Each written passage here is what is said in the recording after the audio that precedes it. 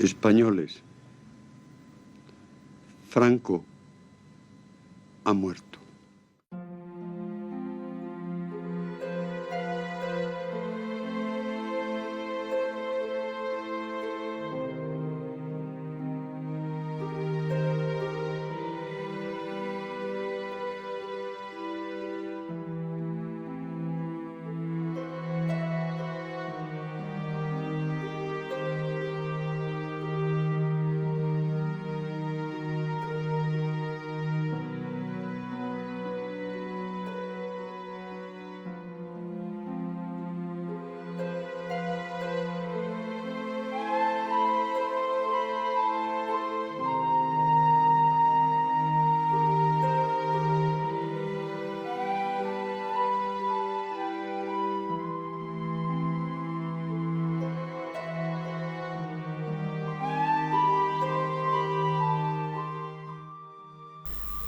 Españoles,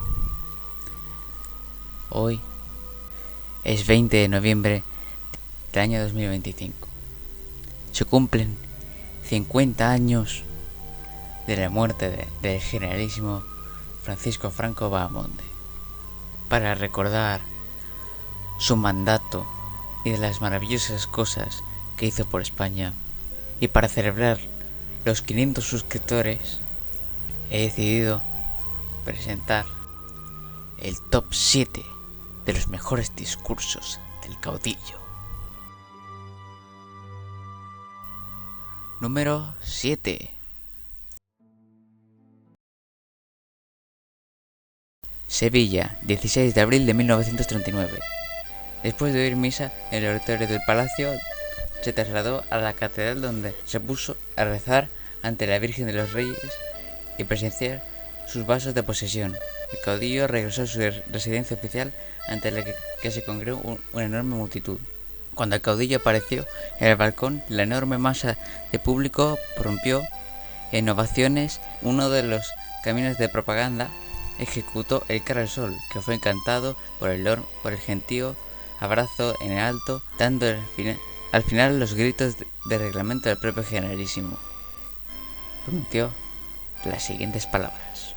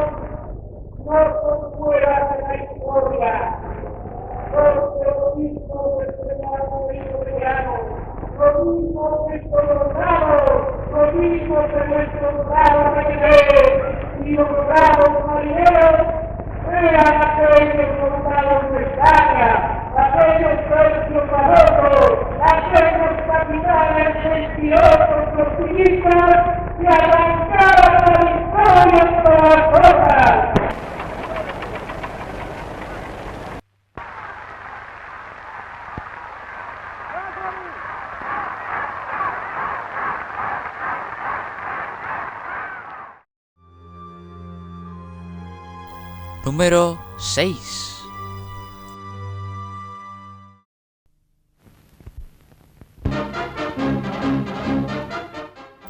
A continuación, en el sexto puesto, nos encontramos con uno de los discursos con el que se conserva el sonido, el famoso discurso que dio al estrenarse su cuartel general en Salamanca, en el año 1936.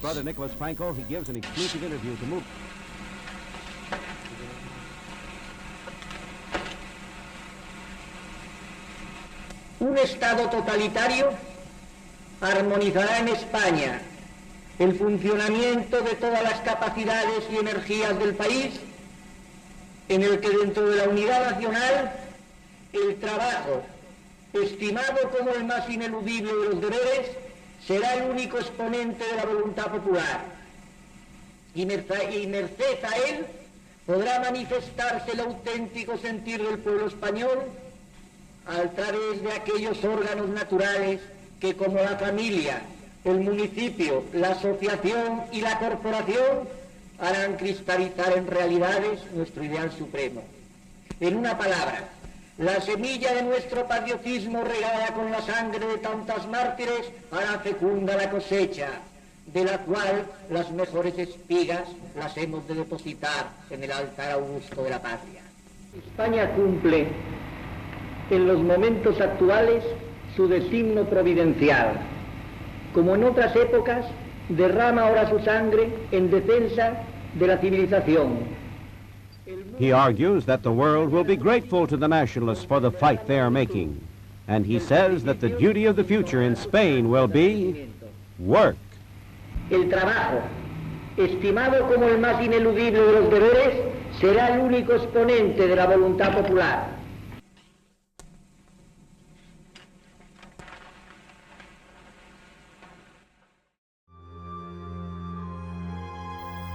Número 5.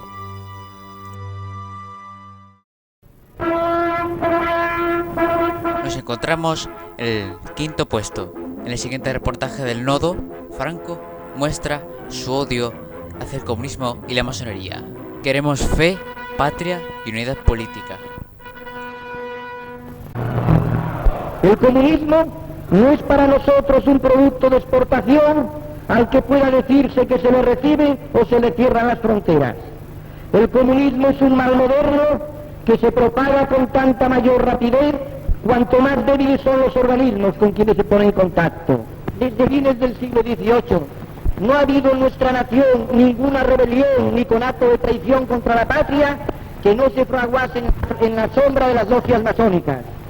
Y aún hoy, liberada España de esta carroña, todavía esas insignificantes manejadas políticas, por mucho que se disfracen, obedecen siempre a la intriga y a la oculta inspiración de los masones expatriados.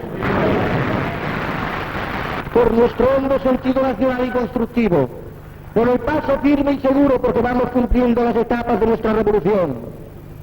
Y revolución la hemos llamado desde el primer día, aunque algunos grupos conservadores, aburguesados y blanduchos, no acaben de comprenderlo, dándose el caso paradójico de que aparenten no creer en aquello a que precisamente deben la conservación de sus patrimonios.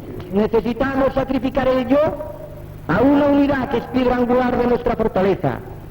Ningún pueblo ha alcanzado su plenitud histórica sino tras una larga etapa de sacrificios, y en este sentido es para mí un deber no consentir que nadie, por sus apegos a lo occidental, ponga en peligro lo que para nosotros es más caro: el reinado de una fe, la existencia de una patria y la unidad política de una nación.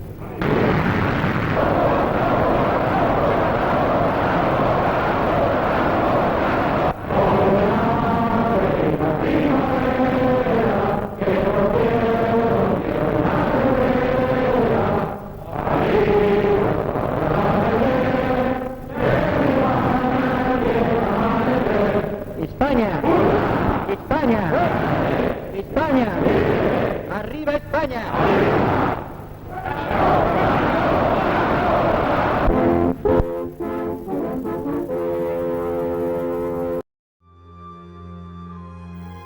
Número 4.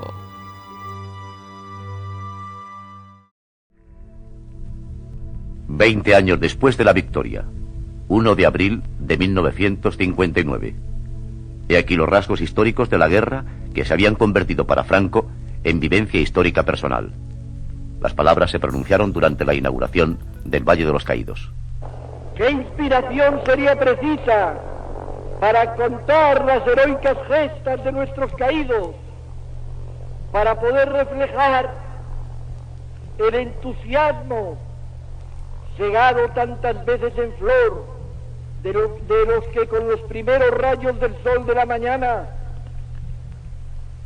caían con la sonrisa en los labios al asaltar las posiciones enemigas, o para encomiar la firme tenacidad de los defensores de los 1000 pequeños alcázares en que se convirtieron en la nación las residencias de las pequeñas guarniciones o las casas cuartel de la Guardia Civil, defendidas hasta el límite de lo inverosímil contra fuerzas superiores y sin esperanza de socorro, o para ensalzar el heroísmo y el entusiasmo derrochados en las cruentas batallas libradas contra las brigadas internacionales para hacerles morder el polvo de la derrota, o para enumerar los sacrificios y los heroísmos de los que los 2.500 kilómetros de frente mantuvieron la intangibilidad de nuestras líneas, o para narrar la tragedia no menos meritoria de los que sucumbieron a los rigores de los durísimos inviernos, o se vieron mutilados al helarse sus extremidades bajo los hielos de Teruel o en las divisorias de las montañas, o para destacar la serenidad estoica de los mártires que frente al fatídico paredón de ejecución morían confesando a Dios y elevándole sus preces, o para exaltar la conducta de tantos sacerdotes martirizados que bendecían y perdonaban a sus verdugos como Cristo hizo en el Calvario, o para presentar las virtudes heroicas de tantísimas mujeres piadosas que por solo serlo atrajeron las iras y la muerte de las turbas desenfrenadas, o para reflejar la zozobra de los perseguidos arrancados del reposo de sus hogares en los amaneceres lívidos por cuadrillas de forajidos para ser fusilados, o para poder describir la epopeya sublime de aquella comunidad de frailes de San Juan de Dios que sobre una playa solitaria de nuestro Levante cayeron cegados por las ametralladoras mientras que con cantos litúrgicos elevaban a Dios un grandioso hosana.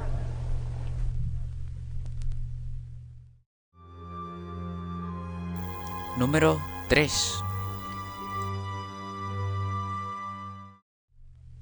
Recordemos como primera parte de esta antología los textos que revelan la convicción de Franco sobre su cruzada, su misión histórica y su entronque directo con las aspiraciones de lo que el propio Franco llamaba la ciudadanía, el pueblo en quien él creyó sin intermediarios y el pueblo que creyó en él.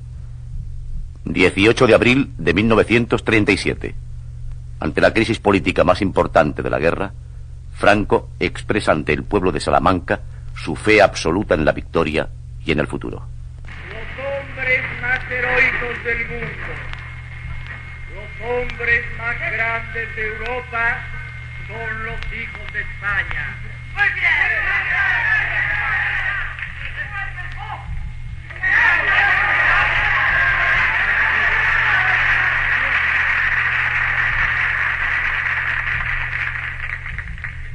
Cuando se lucha en las trincheras como se lucha, cuando se muere en los frentes como se muere, cuando se defiende a España como la defienden falangistas, requetés y soldados, hay una raza y hay un pueblo. ¡Viva ese pueblo!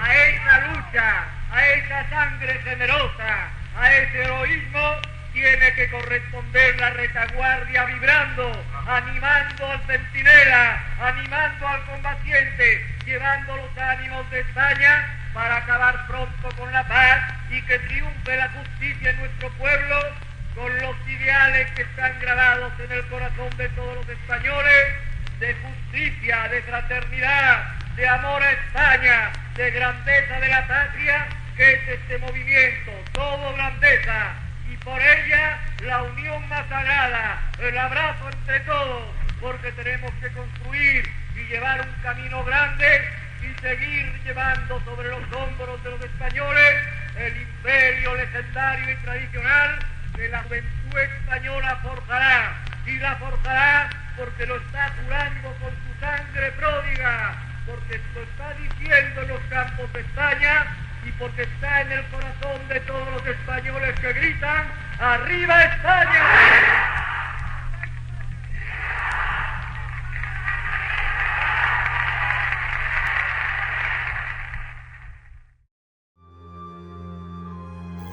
Número 2.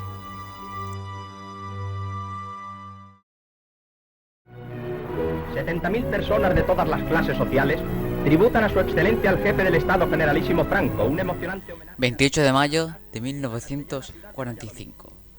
70.000 personas de todas las clases sociales tributan a su excelencia el jefe del Estado Generalísimo Franco por un emocionante homenaje de adhesión y lealtad a la castellana ciudad de Valladolid.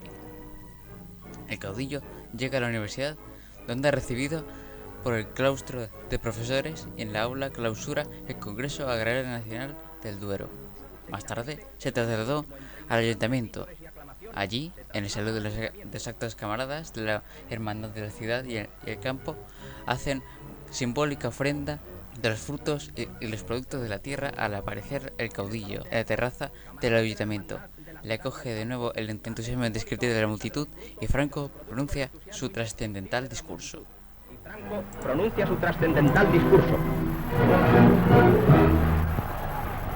Si algo hay sagrado para los pueblos, es unidad política. Pues cuando ésta se debilita o se quiebra, las naciones acaban siendo sujetos siempre pasivos de las ambiciones extrañas. Por esto no podemos considerar nuestra paz sin rendir el debido tributo a esta unidad española contra la que se estrellaron durante 5 años todos los manejos, intentos y propósitos de envolvernos en la contienda. El hecho de que tanto la combatan nuestros enemigos es la más clara expresión de su valor y de su eficacia. Por encima de todos los incidentes y molestias de estos últimos años, campea un hecho real: el haberse librado España de la más dura y aniquiladora de todas las guerras. Evitar una guerra es suprimir para el futuro muchas otras guerras.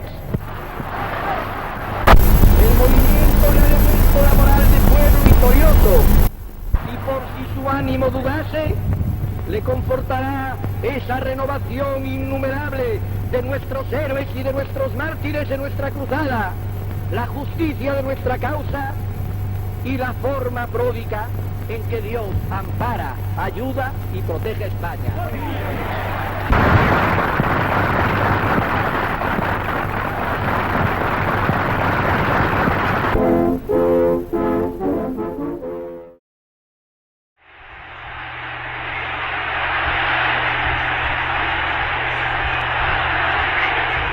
Todo lo que en España, en Europa se ha armado, obedece a una conspiración masónica izquierdista en la clase política, en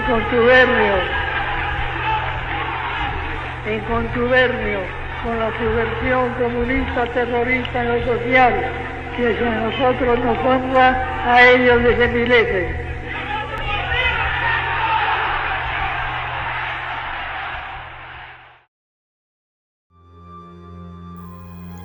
Número 1.